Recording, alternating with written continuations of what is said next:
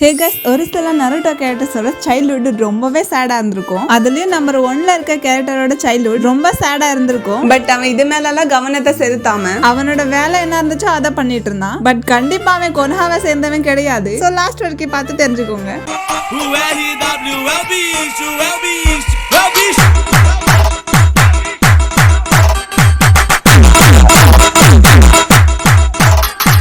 Number 6ல Neji. நம்ம எல்லாருக்குமே தெரியும் ஹிகா கிளான்ல main family and branch family சொல்லி ரெண்டு கான்செப்ட் இருந்திருக்கும். அதாவது மெயின் ஃபேமிலில இருக்கிறவங்க பிரான்ச் ஃபேமிலியோட ஹெட்ல சீல் பண்ணிருப்பாங்க. அதாவது மெயின் ஃபேமிலில இருக்கிறவங்க பிரான்ச் ஃபேமிலிய கண்ட்ரோல்ல வச்சுப்பாங்க. சோ அந்த மாதிரி தான் அந்த கண்ட்ரோல்ல நம்ம நெஜி வந்திருப்பாரு. சோ நெஜியோட சைல்ட்ஹுட் ரொம்பவே டிராஜிக்கானது தான். அண்ட் அது மட்டும் இல்லாம சின்ன வயசுல தன்னோட அப்பாவும் இறந்திருப்பாராம். சோ நெஜிக்கு திறமை இருந்தாலும் அதை வெளியே காட்டிருக்க முடியாது. ஏன்னா அவன் கூண்டுல அடைஞ்சிருந்த ஒரு பறவையா இருந்தான். நம்பர் 5ல காராவோட சைல்ட்ஹுட் எவ்வளவு சேடான சொல்லி நம்ம எல்லாருக்குமே தெரியும். ஏன்னா சொந்த அப்பனே பல தடவை பையனை கொல்ல பார்த்திருப்பான். நருட்டோக்காச்சு இருகா சென்ஸ் இருந்திருப்பாரு. பட் காராக்கு அப்படி யாருமே இருந்திருக்க மாட்டாங்க. அவன் நல்லவனா மாற நினைச்சாலும் வில்லேஜ்ல இருக்குங்க அவனை நல்லவனா மாற விடல. நம்பர் 4ல சாஸ்கே சின்ன வயசுல தன்னோட ஃபேமிலி இழந்திருப்பான். தன்னோட ஒட்டுமொத்த கிளான் இழந்திருப்பான். அதுவும் எல்லாத்தையும் பண்ணது தனக்கு ரொம்ப பிடிச்ச தன்னோட அண்ணனே பண்ணிருப்பான். சோ இந்த மாதிரி குடும்பத்துல இருக்க எல்லாரையும் இழந்ததுக்கு அப்புறமா ஒரு ஈவலாவே மாறிட்டான் நம்ம சாஸ்கே. அவன் ஈவலா மாறினதுக்கு முன்னாடி அவனுக்கு இருந்த அந்த லைஃப் ஸ்டைல் வந்து ரொம்பவே கஷ்டம் தான். ஏன்னா அதை நம்மளால நினைச்சே பார்க்க முடியாது.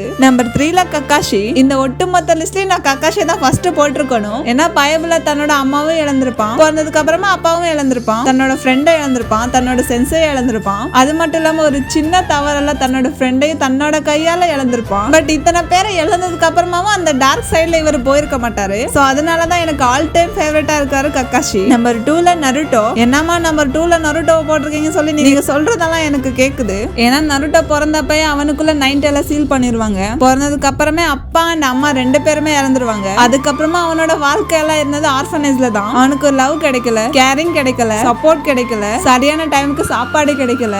இது எல்லாத்தையும் தவிர அவனுக்கு ஒரு நல்ல ஃபேமிலியே கிடைக்கல. அவன் தனிமையில வாழ்ந்தது மட்டும் கஷ்டமா இல்லாம ஊர் மக்கள் பாக்குற ஒவ்வொரு பார்வையும் அவனோட மனசுக்குள்ள ஆழமா பதிஞ்சிருக்கும். சோ நருட்டோட சைல்ட்ஹுட் எவ்வளவு டிராஜிக்கானு சொல்லி நம்ம எல்லாருக்குமே தெரியும். சோ இந்த லிஸ்ட்ல நம்பர் 1 பாக்குறதுக்கு முன்னாடி இந்த வீடியோ பிடிச்சிருந்தா லைக் பண்ணிக்கோங்க. சோ இந்த மாதிரி இன்ட்ரெஸ்டிங்கான வீடியோ பார்க்கணும் நம்ம சேனலை சப்ஸ்கிரைப் பண்ணிக்கோங்க. அண்ட் நம்ம இன்ஸ்டா பேஜையும் ஃபாலோ பண்ணிக்கோங்க. நம்பர் 1ல கில்லர் பி. சேம் நருட்டோக்கு நடந்த மாதிரி தான் கில்லர் பிக்கும் நடந்திருக்கும். ஏன்னா நம்ம கில்லர் பி 8 டேலோட சிஞ்சுரிக்கியா இருப்பாரு. என்னதான் ஊர் மக்கள் அவனை வெறுத்தாலும் சரி, இல்ல மாஸ்டர் அப்படின்னு சொன்னாலும் பரவாயில்ல, ஏன் தன்னை பார்த்து பயந்தாலும் சரி, நான் என் வேலையை மட்டும்தான் பண்ணிக்கிட்டு இருப்பேன் சொல்லி ஊர் மக்கள் சொன்னது எதையுமே கண்டுக்காம தன்னோட ரேம்பிங்கே ஸ்டார்ட் பண்ணிக்கிட்டு தனக்கு பிடிச்ச விஷயத்த பண்ணிட்டு இருந்தாரு பாத்தீங்களா நம்ம கில்லர் பி. சோ இதனாலதான் இவரை நம்பர் 1ல போட்டிருக்கேன். நம்பர் 1ல இப்ப வரைக்கும் எனக்கு தோன்றது நருட்டோ மட்டும்தான். பட் நருட்டோவையும் தாண்டி கஷ்டப்பட்டிருக்காரு தான் நம்ம கில்லர் பி. சோ ஆனாலும் நருட்டோட லைஃப் ஸ்டைல மறக்க முடியுமா? சோ இத பத்தி உங்களோட கருத்தை கமெண்ட் பண்ணுங்க. சோ மீண்டும் அடுத்த வீடியோல சந்திப்போம். அது வரைக்கும் உங்களுடன் விடை பெறுவது உங்கள் NS Anime Clan. Bye guys, love you all and thank you for watching.